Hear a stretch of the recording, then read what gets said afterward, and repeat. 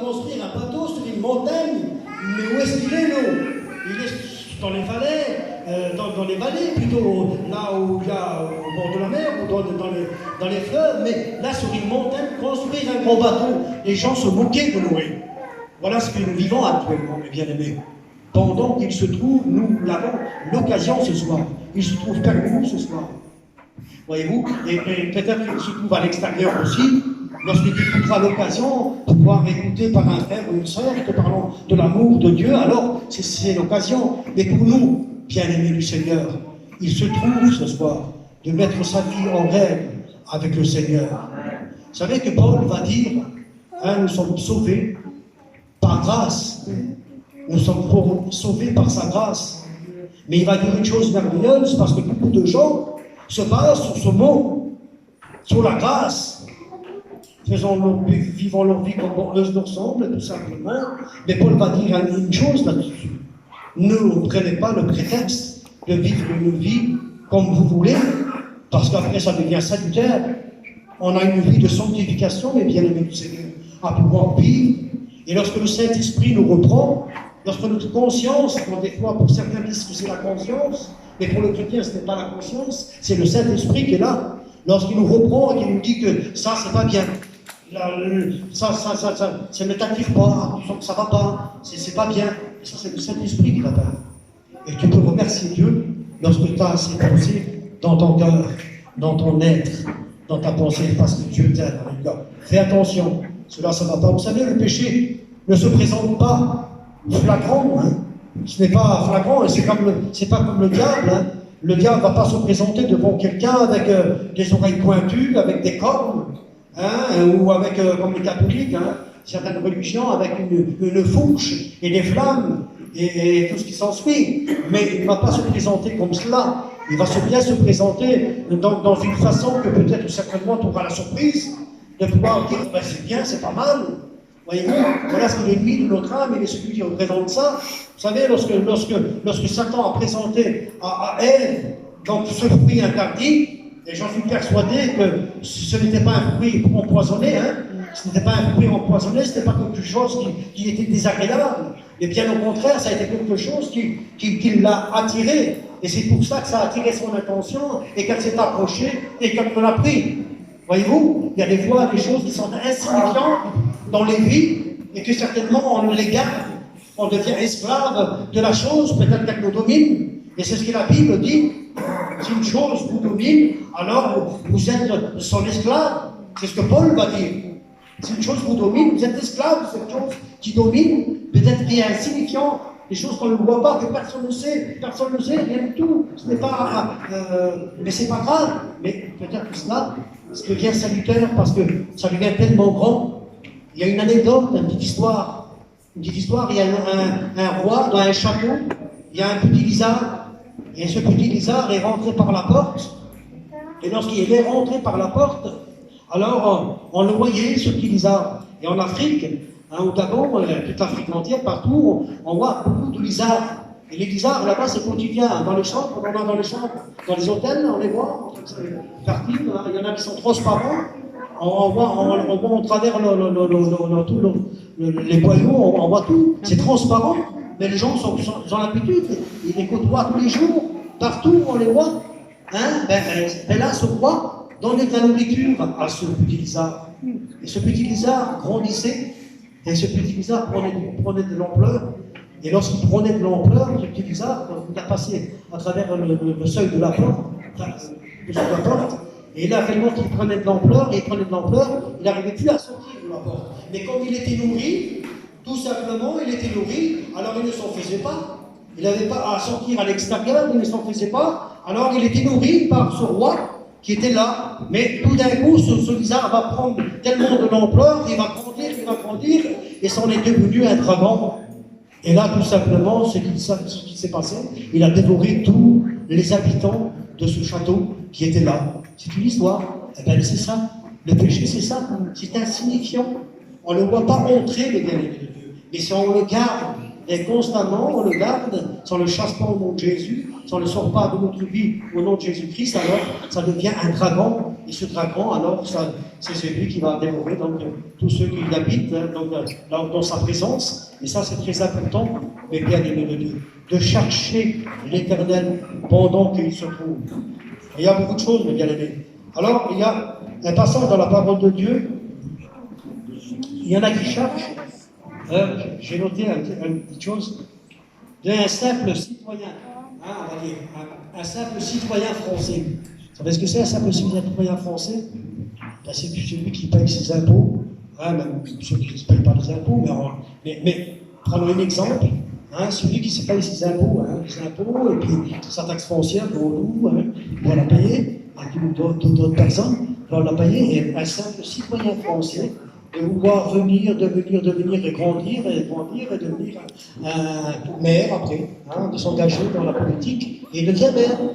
Et lorsqu'il devient maire, de la commune, de là où il se trouve, alors il va essayer de grandir, et lorsqu'il va grandir, alors il va devenir député. Et un député, c'est supérieur à un maire, voyez-vous? Et lorsqu'un député, il va devenir député, alors il va encore grandir, essayer de grandir et devenir ministre.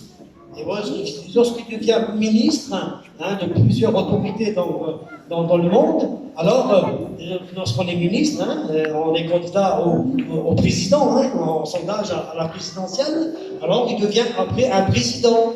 Voilà, et il y a beaucoup de gens qui sont comme ça, beaucoup de chrétiens qui sont comme ça. Je t'apporte de Dieu, je ne sais pas pourquoi je dis ce quoi, mais je le dis, des fois il y en a, donc ils arrivent à être comme cela, on ne reste pas simple. L'enfant de Dieu est simple, on reste simple, non pas être bête. Non, c'est pas ça que je veux dire. Mais bien au contraire, un chrétien n'est pas bête, c'est un homme intelligent. C'est ce que la Bible dit, celui qui est l'homme intelligent et celui qui recherche Dieu. Et c'est ce que la Bible déclare, alléluia, qu'il est très important. Alors nous ne voulons pas chercher à avoir des lingots d'or, ou avoir des châteaux en Espagne, ou devenir un président, mais tout simplement être humble et simple, mais vivre la volonté de notre Dieu, alléluia. Et ça, c'est très important. Beaucoup ont cherché dans de bonnes directions.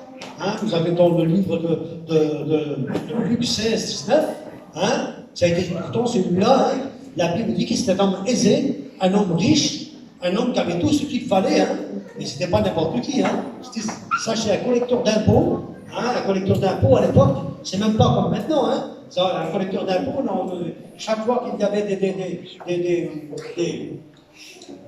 des agriculteurs ou ceux qui vendaient ou quoi que ce soit, ils étaient arrêtés sur la route, et on constatait leur matériel, leur marchandise, et toute la marchandise qu'ils avaient, on jugeait selon la marchandise, et tout simplement, là, sur le bord de la route, ils payaient leurs impôts, sur toute la totalité qu'ils avaient.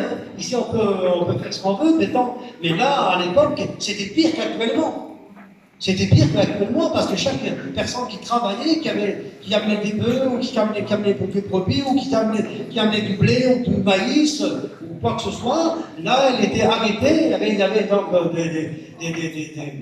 des barrages, et tout simplement, ça, c'était des collecteurs d'impôts, et il y avait des inspecteurs, et ils regardaient ce qu'ils avaient, on jugeait selon ce qu'ils avaient, et ils payaient d'un coup, et là, ça rentrait. Croyez-moi, de l'argent, ça rentrait, ça rentrait vraiment, c'est quelque chose d'extraordinaire. Donc cet homme était riche, mais il a voulu voir qui était Jésus. Voyez-vous, il a cherché à voir qui était Jésus-Christ. Et là, tout simplement, donc, selon la curiosité de son cœur, il a écouté la renommée, c'est ce que nous avons fait la plupart et la majorité d'entre nous, donc ce soir, on a voulu connaître l'amour de Dieu, on a voulu connaître le Seigneur, on a participé à la réunion, on a écouté des messages, on a pris des tracts, on a lu, on a pris la Bible, on a lu, on a voulu savoir qui était le Sauveur, qui était Jésus. Mais cet homme a voulu voir qui était réellement Jésus, parce qu'il écoutait la renommée du Seigneur Jésus. On disait que c'était un roi, on répondait qu'il était le roi des rois, et simplement, peut-être qu'il n'a pas vu visuellement, parce que tout simplement, il va courir à l'avant, c'était un homme de petite taille, et là, de la part de Dieu, il va courir à l'avant, et puis il va monter dans un arbre, qu'on appelle un sycomore, et tout simplement, va se cacher dans cet arbre. La curiosité va chercher à voir qui était le Seigneur. Et là, tout simplement, là, le Seigneur va se trouver là. Et à sa surprise, tout simplement, le Seigneur va s'arrêter dessous l'arbre, ce sycomore, et le Seigneur va lever la tête et va dire, sachez, hâte-toi, sachez, hâte-toi de descendre, hâte-toi de descendre, car aujourd'hui même, je vais faire ma demeure dans ta maison. Alléluia. Il est descendu tout simplement, comme l'expérience que nous avons fait, nous avons pu réaliser, expérimenter, voir qui était le Seigneur, et nous l'avons accepté. Et là, le Seigneur va dire, le salut est entré dans sa maison. Parce qu'il va dire une chose merveilleuse. Il va dire une chose merveilleuse. Il va dire, je donnerai la moitié de ma richesse, la moitié de mes biens. Et même si j'ai fait tort à quelqu'un, je lui donnerai le cadeau 3 fois de sa richesse à cette personne. Alléluia. Quelle beauté. Voyez-vous, ça c'est quelque chose d'extraordinaire. Hein? Mais il y en a un autre, tout simplement. Il a voulu, celui-là, il a voulu voir qui était l'étranger, le monde. Alors qu'il avait tout en abondance. Il avait tout ce qu'il fallait. Mais bien aimé du Seigneur, il y en a beaucoup qui font comme ça. Hein? On a tout ce qu'il faut à l'Église. Nous sommes chrétiens, nous participons dans le témoignage, dans les chants. Nous participons, nous rendons un culte à Dieu en participant à la Sainte Seine, et tout simplement, mais des fois il y en a, peut-être des fois, ils veulent chercher ailleurs, voir un petit peu. C'est ce qui s'est passé pour le fils prodigue. Hein, dans le livre de Luc 15. Luc 15, il nous est déclaré que là, tout simplement, ce fils prodigue a voulu voir ce qu'était le monde. Et actuellement, on le voit. Beaucoup de gens essayent de voir, quitte pendant des temps, des fois, l'Église ne participe plus, ne viennent pas là dedans.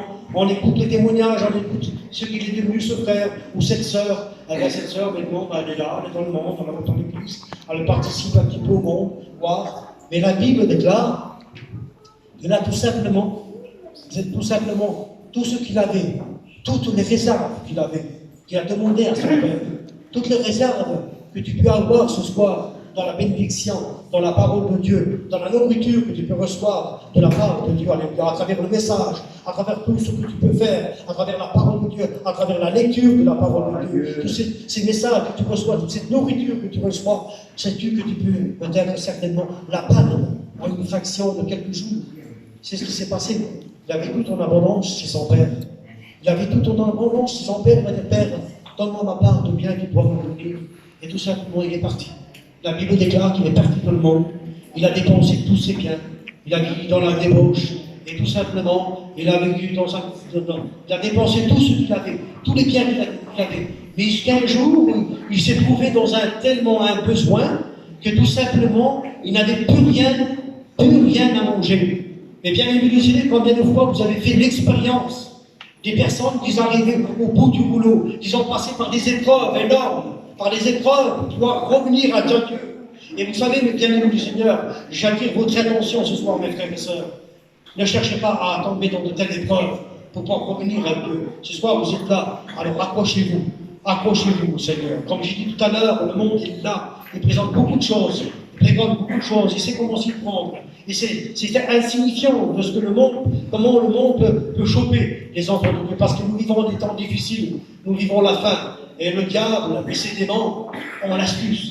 Nous savons comment s'y prendre pour pouvoir décourager les chrétiens, pour pouvoir désorienter les chrétiens. Et vous savez, c'est ce qui s'est passé. Il a été désorienté, mais toutes ces richesses qu'il avait, il les a dépensées dans le monde. Jusqu'à tel point qu'il va se trouver dans ce besoin.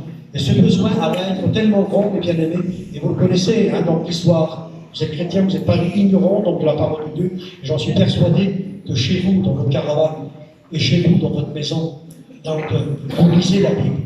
Hein, lorsque vous êtes au Dieu, vous lisez la Bible. Hein, certainement parce qu'il faut se nourrir.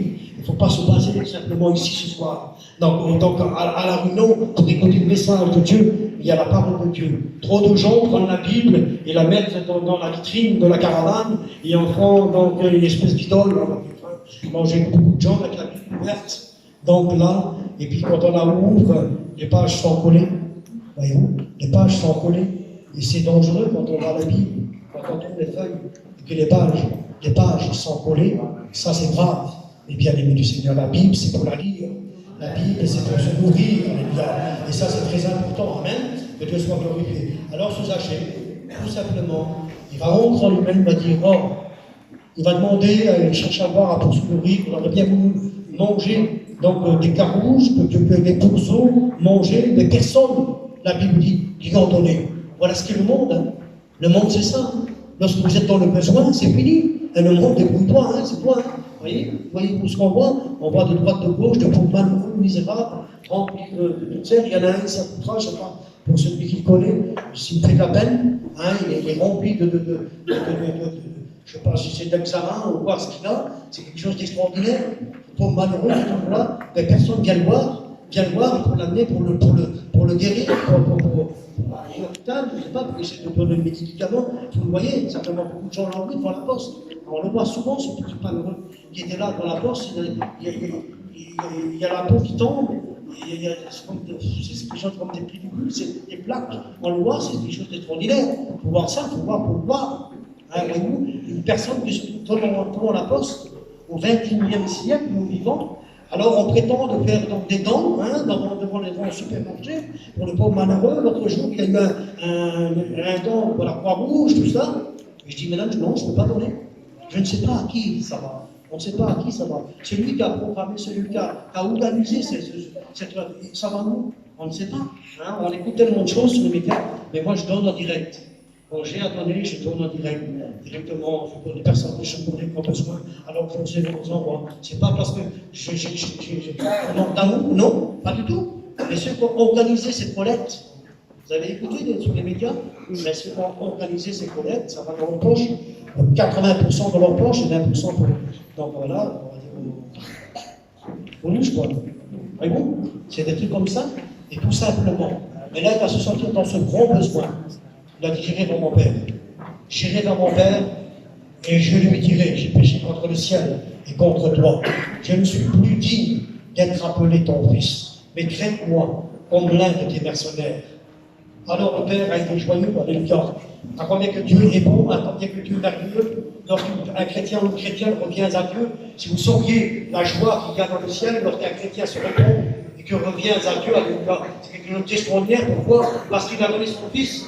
Jésus-Christ à la croix de Calvaire, son fils unique, qui donc donnerait son fils unique, donc à la croix, à la mort, pour un pécheur, pour un brigand, ou quoi que ce soit, voyez-vous, et il l'a donné, et lorsqu'un pécheur se repent, alors il y a de la bonne joie dans le ciel, alléluia. C'est pour ça que la Bible dit là, il est dit qu'il y a plus de joie dans le ciel pour une brebis qui est perdue.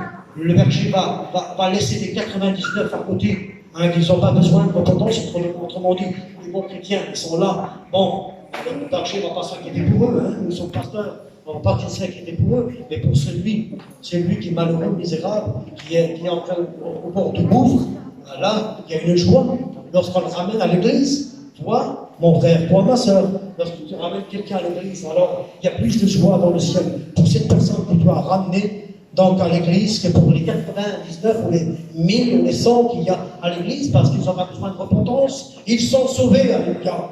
Et ça, c'est très important. Amen. Que Dieu soit glorifié et que Dieu soit béni. Cherchez l'Éternel pendant qu'il se trouve. Parce que ce soir, il se trouve parmi nous. Et ça, c'est très important. Alléluia. Alors, ce que nous avons vu, je n'irai pas plus loin, vous savez, c'est pas porte-parole, et ce que nous avons, c'était une réunion de prière. Ce soir, j'aimerais attirer ton attention, qu'il est très important de pouvoir prendre cela en considération. Ce que tu as pu comprendre ce soir, serre-le sur ton cœur. Ce que tu n'as pas compris, là, je ne peux pas te faire comprendre une deuxième fois, mais ce que tu as compris, fais-le valoir. Alléluia.